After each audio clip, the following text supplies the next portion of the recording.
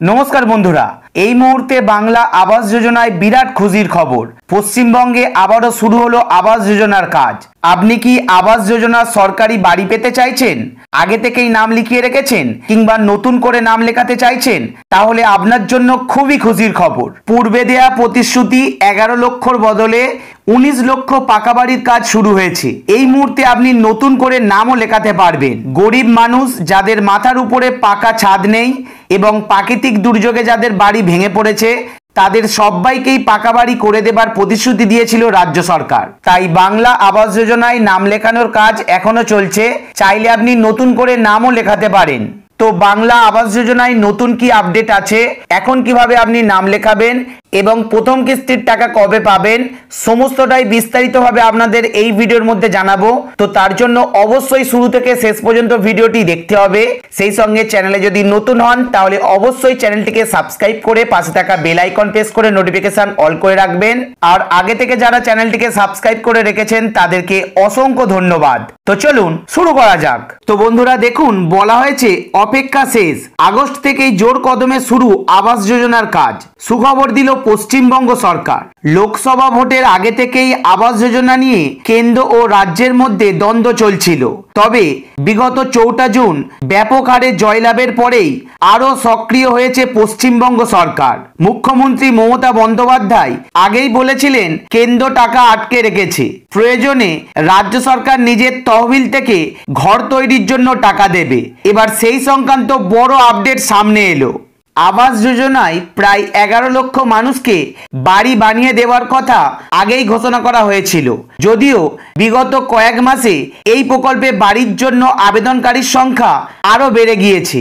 জানা যাচ্ছে আসন্ন আগস্ট মাস থেকে সমীক্ষা শুরু করবে সরকার। রাজ্য প্রশাসনের কাছে যে সমস্ত আবেদন জমা পড়েছে তার মধ্যেই যোগ্যদের চিহ্নিত করা হবে। তারপরেই আবাস যোজনার বাড়ি তৈরির কাজ শুরু হবে। এই প্রসঙ্গে নবান্নের এক আধিকারিক জানান, বহু মানুষ প্রাকৃতিক বিপর্যয়ের কারণে নিজেদের বাড়ি হারিয়েছেন, তাই তারাও অনেক আশা নিয়ে আবাস যোজনাতে আবেদন করেছে। এমনকি সরাসরি মুখ্যমন্ত্রী হেল্পলাইনের মাধ্যমেও অনেকে আবেদন করেছেন। সেই সমস্ত আবেদন খুঁটিয়ে দেখা হবে, সেই কারণেই সমীক্ষা। বাংলার মুখ্যমন্ত্রী মমতা বন্দ্যোপাধ্যায় রেড রোডের ধর্না থেকেই জানিয়ে দিয়েছিলেন কেন্দ্র সরকার 100 দিনের টাকা আর আবাস যোজনার টাকা না দিলে সেই টাকা রাজ্য সরকার দিয়ে দেবে। ইতিমধ্যেই রাজ্য সরকার বাংলার প্রায় 50 লক্ষ মানুষকে মোট 3700 কোটি টাকার মাধ্যমে তাদের বকেয়া 100 দিনের কাজের মজুরি মিটিয়ে দিয়েছে। এবার পালা আবাসের। আর তাই মানুষের মাথায় পাকা ছাদ গড়ে দিতে এক নতুন পোর্টাল আনছে রাজ্য সরকার। নবান্ন সূত্রে জানা গিয়েছে, গৃহস্থী নামে সেই পোর্টালের মাধ্যমেই আবাসের টাকা উপভোক্তাদের কাছে পৌঁছে দেয়া হবে। প্রায় 19 লক্ষ মানুষ তাতে উপকৃত হতে চলেছে। আর তাই তৈরি রাখা হয়েছে একটি পৃথক পোর্টাল। এই পোর্টালের মাধ্যমে বঞ্চিত আবাস উপভোক্তাদের বাড়ি তৈরির টাকা দেবে রাজ্য। নবান্ন সূত্রে জানা গিয়েছে, গৃহস্থী নামের এই পোর্টাল আনার কথা বা চালু করার কথা পূর্ব ঘোষিত। ফলে নির্বাচনের সময় প্রস্তুতির কাজ চালাতে কোনো বাধা নেই।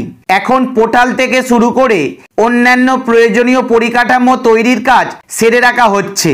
অতিরিক্ত সময় না নিয়ে যাতে কাজ শুরু করে দিতে পারা যায় তার জন্য প্রস্তুতি সেরে রেখেছে সরকার। 2022 সালের ডিসেম্বর মাসে কেন্দ্র সরকার 11 লক্ষ বাড়ি তৈরির প্রশাসনিক সম্মতি দেওয়ায় রাজ্যব্যাপী উপভোক্তাদের যাচাই পর্ব চালায় রাজ্যের পঞ্চায়েত দপ্তর।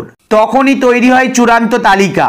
এদের বাড়ি তৈরির জন্য টাকা দেওয়ার আগে ফের একবার উপভোক্তাদের বর্তমান পরিস্থিতি যাচাই করে নেওয়া হবে। কারণ শেষবার যাচাইয়ের পর কেটে গিয়েছে প্রায় 1.5 বছর। এই সময়কালে অনেকে টাকা পয়সা জোগাড় করে বাড়ি তৈরি করে ফেলেছে, অনেকে হয়তো অন্যত্র চলে গিয়েছে। এই সব দিক খতিয়ে দেখে তবেই টাকা ছাড়া হবে, যা যথেষ্ট সময় সাপেক্ষ।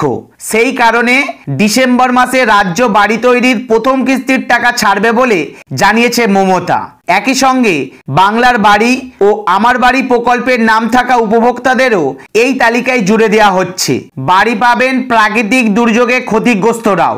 সব মিলিয়ে সংখ্যাটা 19 লক্ষের আশেপাশে হতে চলেছে। तो बंधुरा 11 लक्षर परिवर्ते 19 लक्ष करा हয়েছে। अतिरिक्त 8 लक्षर नाम एखोनो नथिभुक्त करा হচ্ছে। আপনি চাইলে আপনার পঞ্চায়েতে গিয়েও নাম লেখাতে পারবেন।